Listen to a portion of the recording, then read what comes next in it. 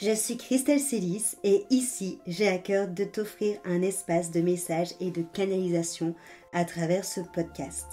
Pas de développement personnel pour se donner bonne conscience, pas de dogme ou de cadre rigide, pas de spiritualité à la mode. Tu es au bon endroit si tu veux t'incarner pleinement, libre, en connexion avec ton âme et le divin et honorer ta puissance ainsi que le vivant. Je t'inviterai toujours à révéler ta propre vérité et ton unicité. Alors ensemble, découvrons les énergies qui t'entourent et les messages de ton âme. Installe-toi confortablement et que l'épisode commence. Bonjour à tous, bienvenue dans cet épisode de podcast. Aujourd'hui, j'ai envie de vous parler de ce qui nous empêche de nous relier à notre cœur, ce qui nous empêche de vibrer la fréquence haute de notre âme et ce qui nous empêche de connecter au divin, de le faire descendre sur terre. En gros, j'ai envie de vous parler aujourd'hui de ce qui nous empêche tout simplement de vibrer pleinement qui on est en tant qu'identité et en tant qu'énergie unique. Déjà, ce qu'on remarque chez la plupart des personnes qui ont envie d'aller plus loin dans leur développement, qui ont envie de réellement reprendre leur place, mais pour ceux qui vibrent, pour ceux qui sont en tant qu'unicité, en tant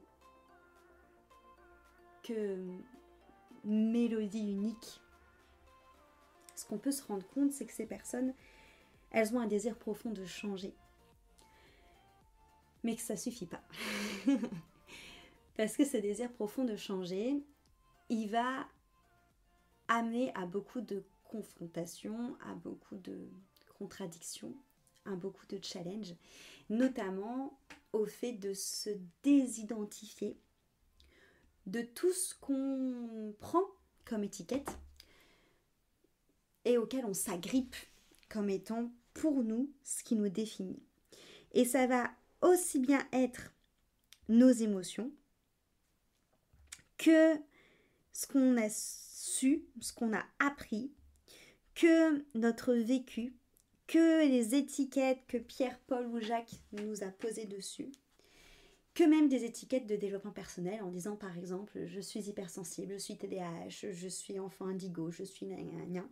Tout ça, toutes ces choses auxquelles notre ego s'est agrippé pour mettre des mots sur ce qu'on était, pour nous faire rentrer dans une case parce que c'est rassurant, ça reste des cases, ça reste étriqué. Et ça reste quelque chose qui va venir pacifier, adoucir, mais dans le mauvais sens du terme, dans le sens adoucir, enlever de la saveur à ce qu'on est réellement et à ce qu'on vibre réellement.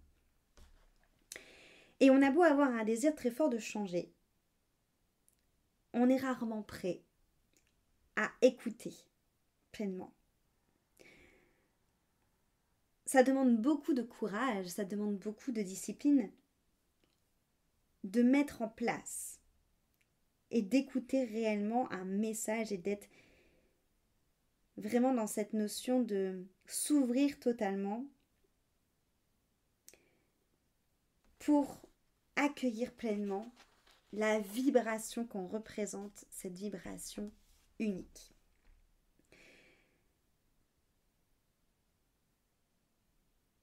Ce qu'on peut se rendre compte, c'est que généralement, ce qui va bloquer,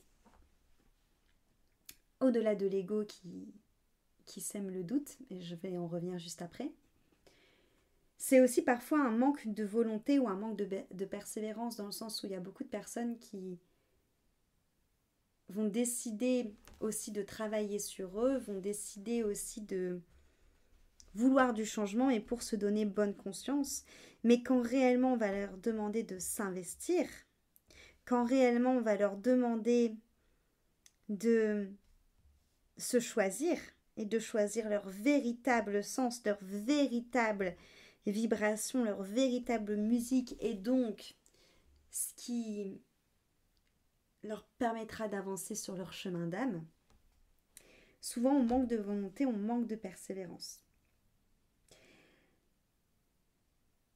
c'est que souvent, quand on vous parle du fait de se reconnecter par exemple à Dieu, de se reconnecter à son âme, de vibrer réellement qui on est, il y a beaucoup d'enthousiasme qui en ressort.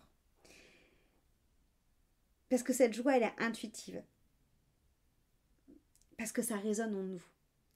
Parce que lorsque je vous dis que vous avez l'impression d'avoir un plafond de verre au-dessus de votre tête, que vous avez déjà travaillé sur énormément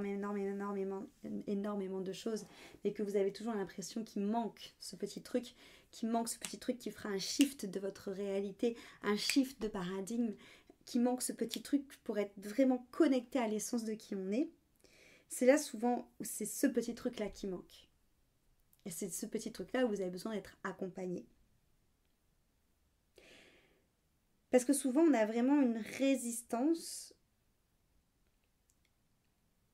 au fait d'avoir ces clés pour évoluer, et c'est inconscient. Parce que changer intérieurement, ça a forcément des répercussions extérieures. Et j'ai envie de dire encore plus sur tout ce que je vous propose maintenant qui est vibratoire et structurel. Bon, on en a déjà parlé, mais on sait que le travail sur soi se fait en plusieurs étapes. Les premières étapes, déjà souvent, c'est tout ce qui va être plus relié au mental, donc tout ce qui va être beaucoup de la conscientisation, poser des mots sur ce qu'on vit, le développement personnel, toutes ces choses-là, tout ce qui va être plus autour de la psychologie. Ensuite, généralement, on passe à l'étape qui est beaucoup plus émotionnelle, beaucoup plus énergétique pour aller trouver l'origine des traumas, l'origine de certains blocages problématiques, l'origine de certaines schémas répétitifs de ce qu'on peut vivre. Et après, on a la dernière phase qui est la phase vibratoire, la phase structurelle, qui est vraiment cette notion où on va chercher, une fois qu'on a fait entre guillemets ce qui était entre guillemets un peu plus superficiel, aller chercher vraiment dans notre structure ce qui bloque pour pouvoir le transmuter, pour pouvoir avoir un réel changement qui vient faire vraiment cette notion de cran, cette notion de réelle transition et de réelle différence dans la matière. Mais du coup, c'est vrai que ça peut faire peur d'avoir ces répercussions extérieures parce qu'on peut avoir l'impression d'être en décalage ou l'impression de ne plus être ce que les autres attendent de nous. Et que ça peut avoir des conséquences qui peuvent nous faire avoir l'impression qu'il vaut mieux reculer ou s'éloigner du chemin de rencontre avec soi-même ou s'éloigner du chemin de qui on vibre réellement. Et ce qui va empêcher finalement ce manque de volonté, ce manque de persévérance et ce manque d'engagement envers soi. Sauf que pour moi, lorsqu'on travaille sur soi, c'est un engagement. Et je sais que je l'ai déjà dit plein de fois, moi j'en ai marre en fait de tout ce qui va être thérapie superficielle, de tout ce qui va être soins superficiels, de tout ce qui va être développement personnel et développement spirituel pour dire de se donner bonne conscience ou pour dire qu'on fait des choses. C'est toujours mieux que rien, on est bien d'accord. Hein. Mais pour moi, en fait, on peut tellement aller maintenant beaucoup plus loin, on peut tellement vraiment avancer et c'est vraiment un vrai investissement parce que lorsqu'on travaille sur soi à ce niveau-là, lorsqu'on travaille sur soi au point justement de ne plus se laisser distraire, au point justement que on se dit qu'on mérite de vivre sa vie suivant sa fréquence parce que la fréquence qu'on a à l'intérieur de nous, c'est beau. Chaque mélodie que chaque personne a à l'intérieur de soi qui est une fréquence vibratoire, c'est beau. Parce que déjà, c'est quelque chose qui est unique. C'est quelque chose qui représente notre unicité pure et c'est vraiment aussi le fait de se relier à sa vibration pure et de faire descendre ce divin à l'intérieur de nous, c'est aussi l'une des meilleures manières pour être guidé dans tout ce qu'on fait. Et d'avoir vraiment des sauts de foi, comme j'aime bien le dire, pour vraiment être dans une vie où on vit, une vie où on expérimente, une vie où on se réalise, une vie où on s'expanse, et plus une vie où on survit, plus une vie où on est dans un modèle où on va venir réaliser ce que les autres attendent de nous, ou réaliser ce qui est correct à faire que la société attend de nous, ou de venir nous minimiser, ou nous rendre plus petits, nous rendre moins brillants, nous rendre moins belles, nous rendre moins beaux, nous rendre moins audacieux pour ne pas déranger les autres. parce qu'on va se conforter à cette illusion de matière dans laquelle on est enfermé pour rester petit, pour rester non réalisé, pour nous minimiser, pour rester dans notre sobriété, dans notre médiocrité. Déjà parce que pour l'extérieur c'est plus facile de nous contrôler, aussi parce que ça renvoie aux autres le fait que on est comme eux, donc ça leur renvoie pas quelque part leur médiocrité, et donc c'est plus confortable également pour eux. Sauf qu'on aspire à plus. Quand on a avancé comme ça sur la connaissance de soi, quand on sait où on en est, quand on sait ce qu'on vaut et ce qu'on veut, quand on sait qu'on a conscience qu'on fait partie du tout, du vivant, qu'on est relié à Dieu, et que cette magie du vivant et de Dieu peut passer à travers nous, on se rend bien compte qu'en fait on est sur Terre pour faire quelque chose de beaucoup plus grand. Et quand je parle de quelque chose de beaucoup plus grand, ça ne veut pas forcément dire de faire des choses qui sortent de l'ordinaire, des choses folles, des choses miraculeuses, des choses dignes du rockstar, tu vois. Mais quand je dis de faire des choses beaucoup plus grandes, c'est faire des choses qui vont vraiment être alignées à toi et pas des choses que tu vas faire par nécessité ou par survie, mais des choses que tu vas faire pour toi. Parce que ça te met en joie, parce que ça te nourrit, parce que ça rentre en résonance avec ta mélodie intérieure, parce que ça te ressemble réellement toi, et pas toutes les étiquettes qu'on t'a mis dessus, et pas parce qu'on attend de toi que tu fasses telle ou telle chose. C'est investir en soi, et pour moi, c'est le plus important d'investir dans sa vibration, dans son énergie, dans sa réalité, dans sa vie. Ça n'a pas de prix. Ça n'a pas de prix de décider de vouloir changer de vie, de vouloir changer de réalité, de décider d'enfin changer de paradigme et d'être dans un paradigme où c'est l'alignement au cœur, l'alignement à ses envies, l'alignement à sa foi, l'alignement à la beauté et à la grâce qui soit au contrôle de tout. Et plus l'alignement mental, plus l'alignement aux peurs, plus l'alignement aux blessures, plus l'alignement à ce qu'on attend de nous, plus l'alignement des cases, mais finalement l'alignement à notre mélodie intérieure. Mais on est dans une société qui nous invite beaucoup à la distraction. Et pour moi, la distraction, les séductions extérieures, les préoccupations matérielles qui sont associées à cette illusion de matière, c'est ce qui nous détache de notre sacralité intérieure. Parce que pour moi, c'est de la séduction facile.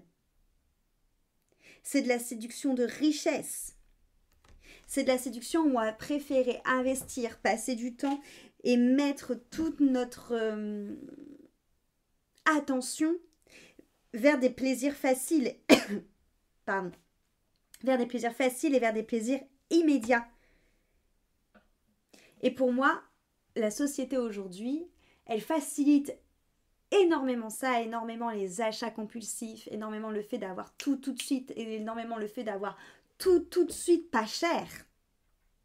Et ne donne plus de valeur à soi. Et nous détourne de cette quête de soi. Parce que c'est du plaisir distractif. Ça, c'est quelque chose qui va offrir une satisfaction instantanée. Et lorsqu'on ressent cette satisfaction instantanée, on oublie quelque part le souci de nous trouver nous-mêmes. On oublie quelque part la quête de nous trouver nous-mêmes. On oublie quelque part cette envie viscérale de vivre pour notre mélodie, pour nous-mêmes. C'est comme si ça passait au second plan.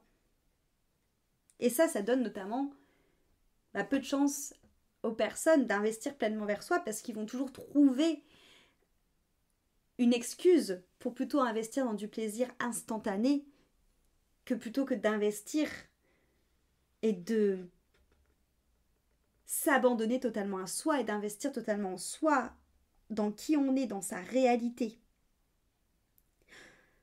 Or, ce que j'aimerais vous rappeler aujourd'hui, c'est que tout ce qui est matériel fait partie de l'illusion de matière. Et ça nous détourne de notre quête spirituelle. Ça nous détourne de notre démarche vers nous-mêmes. Ça nous détourne de nos engagements envers nous-mêmes. Ça nous détourne de cette envie de vivre notre vie, de nous remettre au centre et de sacraliser notre vie à notre propre mélodie.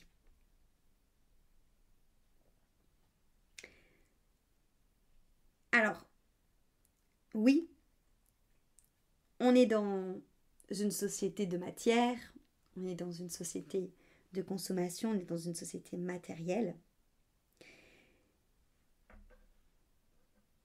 Mais en fait, c'est comme si qu'il fallait prioriser les choses. Ce que je veux dire là, c'est qu'il faut répondre à cette matière. Parce qu'encore une fois, on est incarné sur Terre.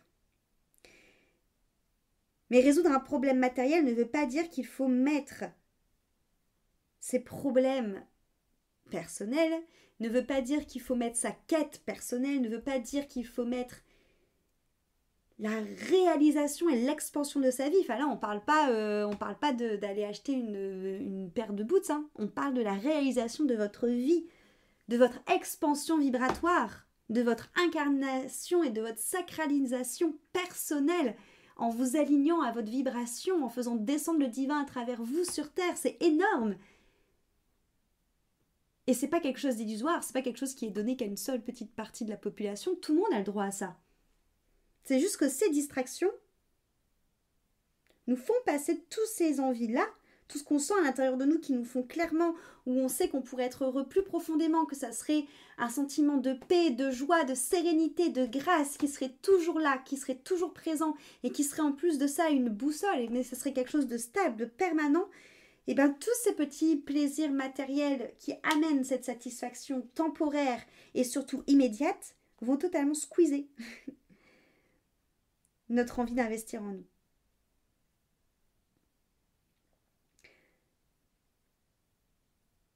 Œuvrer à se transformer, c'est avant tout une conscientisation. C'est s'autoriser à mettre de la conscience surtout, sur soi, sur le fait de changer des comportements,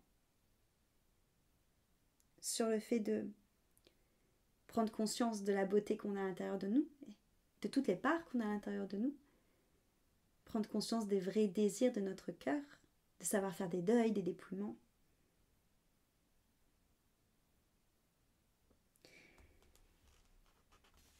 Et pour moi, on peut carrément utiliser justement cette distraction que la société nous met à disposition pour travailler notre volonté à s'engager envers nous-mêmes. Dans cette volonté de passer au-delà des peurs relationnelles,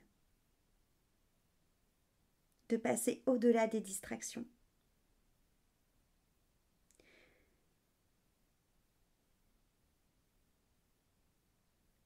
Pour que cet effort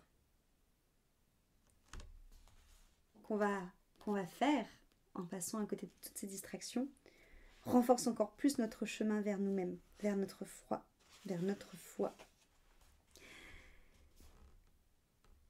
C'est quelque chose de très courageux de choisir cette voie-là. Parce que c'est pas le chemin que la plupart et la majorité des gens aujourd'hui prennent, de plus en plus, hein. Et j'espère que ça grandira encore et encore. Mais aujourd'hui, ça reste la voie qui est peu fréquentée.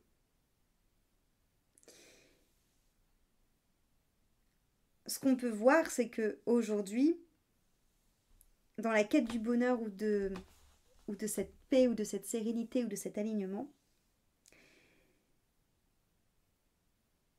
on a tendance parfois à s'oublier pour se conformer au plus grand nombre et à suivre ce que les discours des plus grands nombres. Par exemple, mais tout ça c'est perché, mais tu vas pas mettre cette somme là-dedans, mais tu crois pas qu'on a mieux à faire, mais t'en as pas marre de te poser plein de questions existentielles. Tu te compliques trop la vie. Forcément, c'est pas compliqué d'être un pantin et de faire juste métro, boulot, dodo. Ce qui est compliqué dans ce changement-là, c'est pas le fait d'être dans cette quête. Même le mot quête, j'aime pas. C'est pas le fait d'être en chemin vers la version la plus haute de soi. Ça, c'est pas compliqué. C'est au contraire un chemin très joyeux. Moi, pour l'avoir fait moi-même, pour avoir accompagné des personnes avec vibration, à reconnecter avec leur vibration unique, à être justement dans cette incarnation pleine et de leur propre mélodie d'âme et de l'aligner, d'être droite dans ses bottes, d'avoir un mental qui est au service de tout ça et d'incarner le divin sur terre, c'est joyeux, c'est léger, c'est fluide, c'est gai. La version qui peut être, enfin le moment où qui peut être compliqué, qui peut être intense, c'est lorsqu'on décide de changer de chemin. C'est lorsqu'on décide justement de ne plus suivre les autres, de ne plus suivre le plus grand nombre, et de venir justement sortir de tous ces dogmes, de cette uniformisation, de cette édulcoration de nos personnalités et de notre lumière et de notre brillance, qui est standardisée par la consommation, par l'image, par toutes ces choses-là. Sortir de tout ça pour se retrouver soi. S'éloigner du chemin qui est le plus emprunté.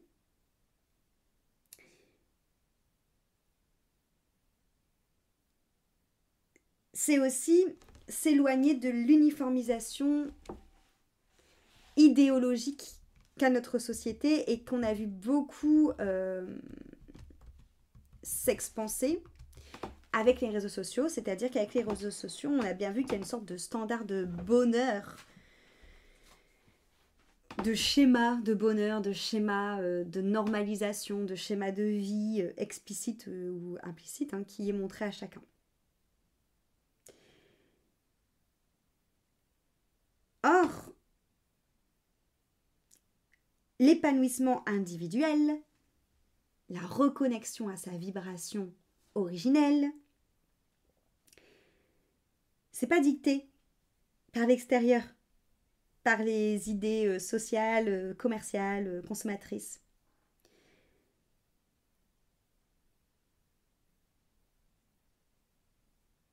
C'est pour ça que lorsqu'on décide de ne plus suivre le chemin, de ne plus rentrer dans le jeu du petit jeu, de ne plus se conformer à cette illusion de matière, parfois on peut ressentir aussi de la culpabilité de sortir de ce système.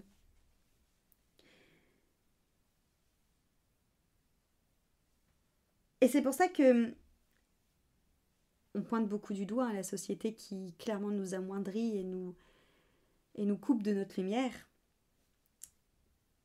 Mais à l'intérieur de nous aussi, on a ce schéma-là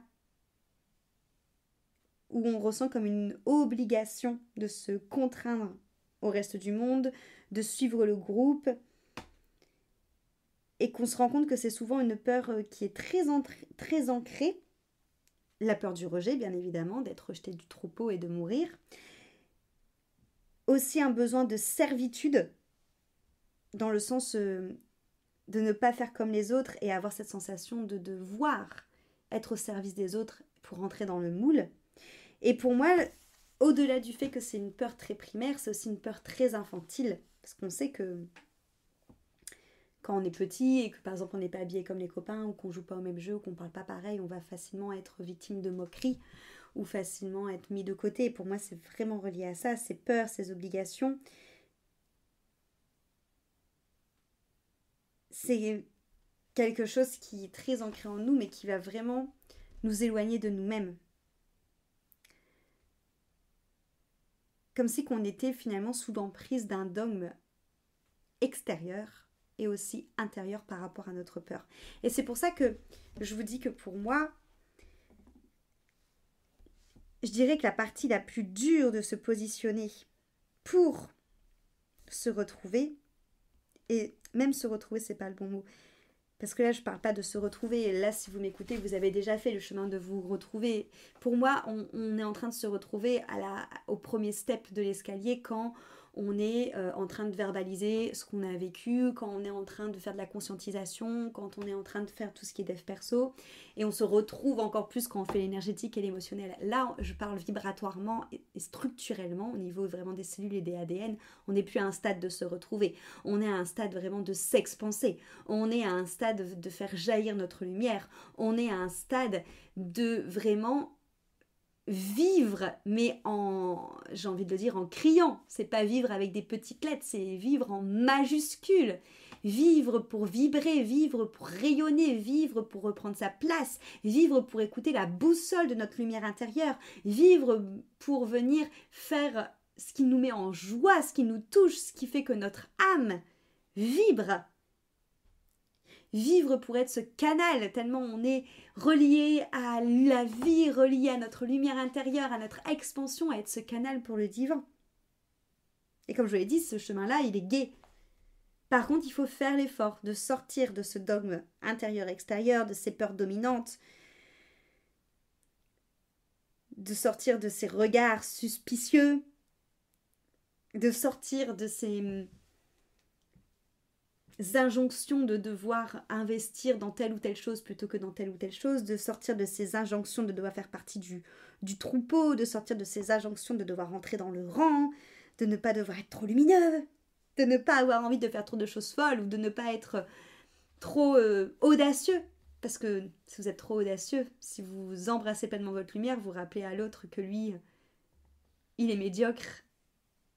Quand je dis médiocre, c'est pas en mode jugement, mais il est médiocre parce qu'il s'enferme dans sa médiocrité, parce que c'est devenu confortable. Parce qu'en fait, il faut du courage pour faire ce saut. Il faut du courage. Il faut un effort aussi.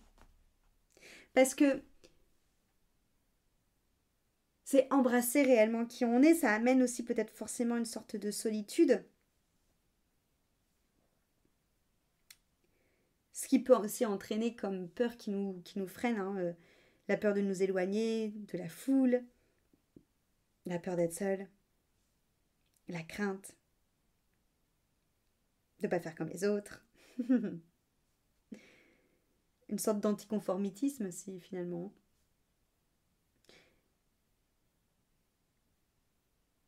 Sauf que la plupart des gens sont encore coincés dans ce jeu du jeu, dans cette illusion de matière. Et du coup, quelque part, suivre cette masse, ne pas suivre l'élan de votre cœur, c'est choisir la facilité.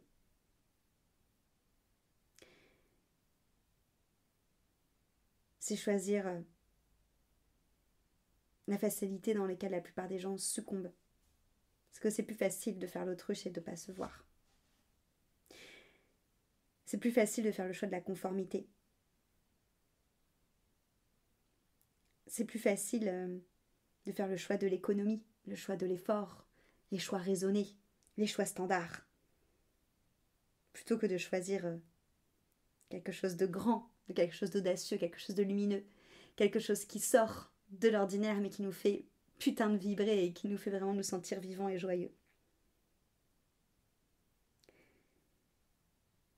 C'est plus facile aussi de choisir le chemin de la masse parce que ça nous déresponsabilise. Parce qu'on agit, on se dit ah oui mais je vais agir de telle ou telle manière parce que les autres agissent de cette façon. Ou je vais pas investir dans telle ou telle chose parce que les autres n'investissent pas cette somme-là dans telle ou telle chose. C'est une sorte d'aveuglement. Or, toi, personnellement, ton expansion, la reliance à ta divinité, la reliance à ton énergie, est-ce que tu penses qu'elle a besoin de suivre un mouvement collectif? Non. Parce que le fait de vivre dans la version la plus haute vibratoirement de soi, pour incarner sa mélodie d'âme, c'est unique. Et c'est chacun à sa mélodie, et c'est toutes ces mélodies qui forment un joyeux carillon, où il y aura juste la place pour vibrer.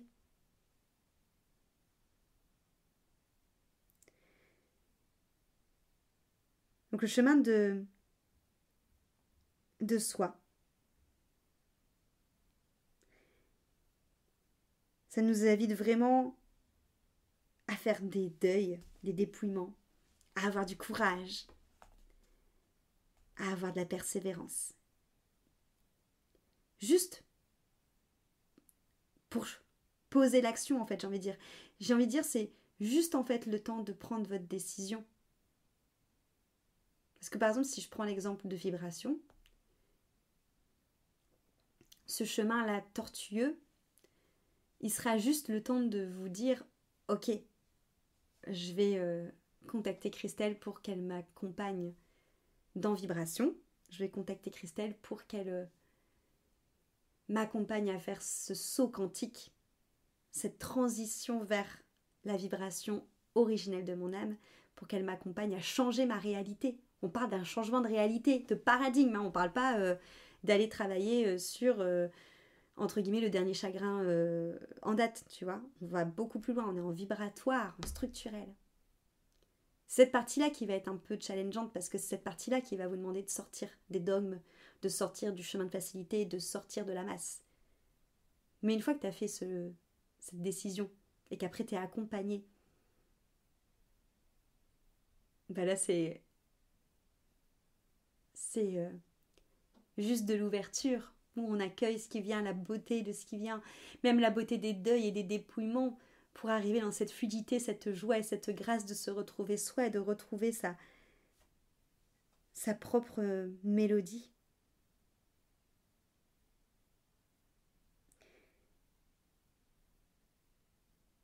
C'est pour ça que je vous invite vraiment à sortir de cette voie de la facilité, à sortir de cette voie de distraction, à sortir de cette voie du moindre effort.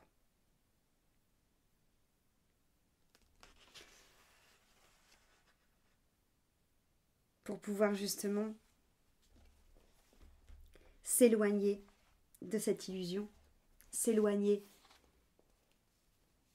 de ce dogme qui veut nous maintenir petits, pour enfin vibrer réellement qui vous êtes.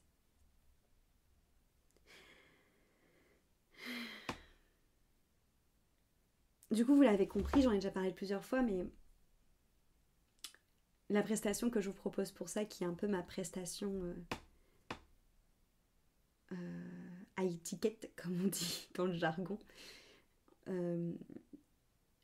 c'est l'accompagnement individuel vibration, qui est réellement un accompagnement où je vous accompagne, comme son nom l'indique, à faire ce shift énergétique, à faire cette transition, ce changement puissant de paradigme, à aller ressentir, intégrer, incarner votre vibration originelle et en faire vraiment, faire de votre âme votre boussole. Et on ne peut pas se tromper quand c'est notre âme qui est aux commandes. Jamais. Et devenir du coup être ce divin, se connecter à ce divin et l'ancrer sur terre et toujours être dans cet état de joie, de plénitude et de calme. C'est vraiment un réel bonbon de pouvoir vivre ça. Donc ça, c'est l'accompagnement individuel où vraiment, c'est vraiment du sur-mesure, hein. C'est vraiment par rapport à vous, votre fréquence, à votre vibration, où on passe par un protocole que j'ai canalisé exprès pour cet accompagnement-là. Un protocole qui passe par le dépouillement, par les deuils, pour ensuite être encodé. Donc il y a sur 3 rendez-vous qui sont dans ce protocole, mais après, quand on est sur un accompagnement, c'est adaptable, c'est-à-dire que si entre deux, je vois qu'il y a d'autres choses qui bloquent, d'autres choses qui empêchent pleinement l'intégration, l'encodage et la réharmonisation, réaccordage de votre vibration au divin, on rajoute des rendez-vous pour vraiment que tout cet enseignement et cette transmission soit fluide. Donc ça, c'est vraiment, je dirais, l'accompagnement qui amène vraiment un shift énergétique sur tous les plans. Une vibration, c'est vraiment sur tous les plans, c'est vraiment laisser votre âme s'expanser et retrouver la vérité et la puissance de votre âme dans sa mélodie propre. Mais pour les personnes qui ne sont pas encore rendues là, à vouloir investir en eux, investir dans leur changement de réalité, mais pour qui ça leur parle quand même, mais qui sont encore en chemin, j'ai décidé de mettre en place des audios pour soutenir votre énergie, pour soutenir votre chemin. Donc on est sur des audios que j'ai appelés audio oracle, qui sont des canalisations que je vous délivrerai sur un canal Telegram privé. Et l'idée, c'est vraiment de me mettre en tant que canal pour vous, pour recevoir ce que l'invisible a à vous dire, ce que votre âme a besoin d'entendre pour pouvoir avancer, ce que vous avez besoin d'entendre pour justement élever votre fréquence et vous soutenir dans votre chemin. Donc on n'est pas du tout, j'ai envie de dire, c'est vraiment pour les personnes qui sentent qu'ils sont vers le chemin de vibration mais qui ne sont pas encore prêts à prendre vibration. Ces audios-là sont vraiment là pour vous soutenir. Donc c'est pas un podcast comme j'ai l'habitude de faire, comme je vous fais là, ça va être vraiment des audios de canalisation pour élever votre vibration, où je vais me laisser totalement traverser pour ce qui est juste pour le groupe, pour les personnes qui seront dans le Telegram. Donc ça sera parfois des enseignements, parfois ça sera des clés d'activation, parfois ça sera des chants, des sons vibratoires, parfois ça sera même des canalisations de dialectes, donc qui ne seront même pas avec un langage humain, mais avec un langage pour parler à votre âme directement, pour que ça aille au-delà du mental et que ça aille toucher directement votre âme et votre cœur. Donc ça sera du dialecte galactique, chamanique, divin, peu importe ce qui vient.